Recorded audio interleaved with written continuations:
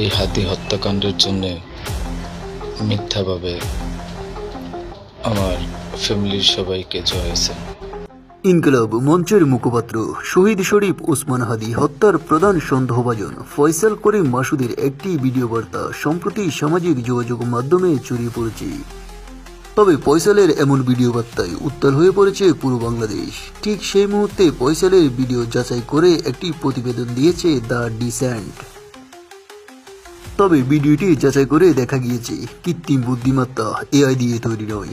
ভিডিওতে দৃশ্যমান ফয়সালের চেহারা, মুখভঙ্গি ইত্যাদি ফয়সাল করিমের বাস্তব চেহারা এবং মুখভঙ্গির সঙ্গে পুরোপুরি সাদৃশ্য। বুধবার 31শে ডিসেম্বর ডিজিটাল অনুসন্ধানমূলক সংবাদ মাধ্যম দ্য ডিসেন্ট তাদের ফেসবুক পেজে এই তথ্য জানিয়েছেন। প্রতিবেদনে দ্য ডিসেন্ট জানিয়েছেন, ওসমান হাদি হত্যাকাণ্ডের মূল অভিযুক্ত ফয়সাল করিম মাসুদের বক্তব্য হিসেবে প্রচারিত একটি ভিডিওর বিষয়ে অনেকে জানতে চেয়েছেন। তবে ভিডিওটি সম্পর্কে দ্য ডিসেন্টের পর্যবেক্ষণ তুলে ধরা হলো।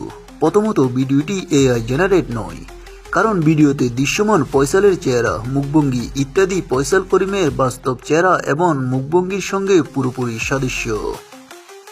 তবে দ্য ডিসেন্ট আরও জানান, ভিডিওর ব্যাকগ্রাউন্ড নয়েজ যাচাই করে নিশ্চিত হওয়া গিয়েছে তা এআই জেনারেট নয়।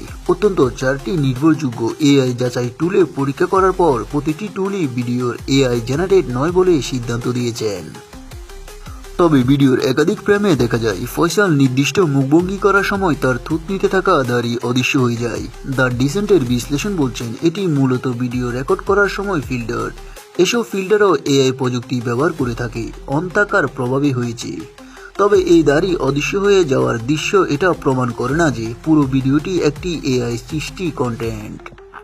দ্বিতীয়ত, এই ভিডিওতে ফয়সাল দাবি করেছেন তিনি বর্তমানে দুবাই আছেন।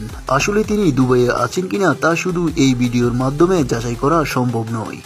ফয়সাল নিজেও তার মুখের বক্তব্য ছাড়া দুবাইয়ের অবস্থানের কোনো প্রমাণ হাজির করেননি। তৃতীয়ত, ফয়সাল ভিডিওতে একটি মিথ্যা তথ্য দিয়েছেন। সেটি হলো, তিনি বলেছেন হাদিকে হত্যার সময় ব্যবহৃত বাইকে তিনি ছিলেন না।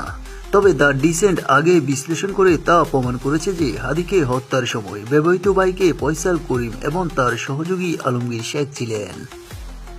বাইকের পিছনে বসে গুলিবর্ষণকারী ব্যক্তি ফয়সাল করিম এবং বাইক চালক আলমগীর শেখ।